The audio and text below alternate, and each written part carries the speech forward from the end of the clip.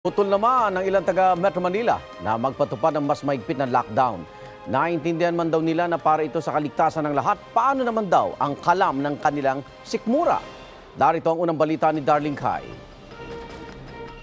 1 hanggang 2 linggong lockdown sa Metro Manila ang mungkahi ng grupong Octa Research para mapigilan ang lalong pagkalat ng Delta variant ng SARS-CoV-2.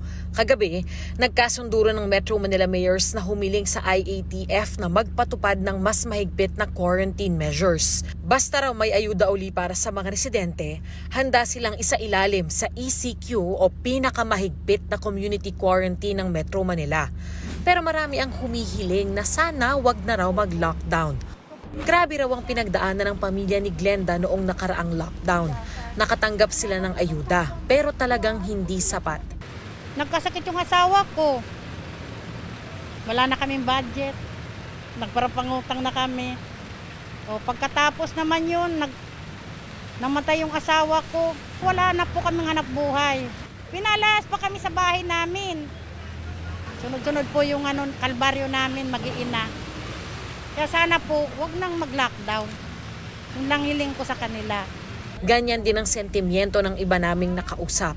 Naiintindihan daw nilang delikado ang sitwasyon. Pero paano naman daw kung sila ay magugutom? Nakarang lockdown kasi yun, walang trabaho, ang hirap ng buhay, bagsak yung ekonomiya. Kaya ayun, kaya kung magla-lockdown ulit, parang sobrang hirap talaga eh. Kaya sana wag na. Makakabuti naman, bakit hindi?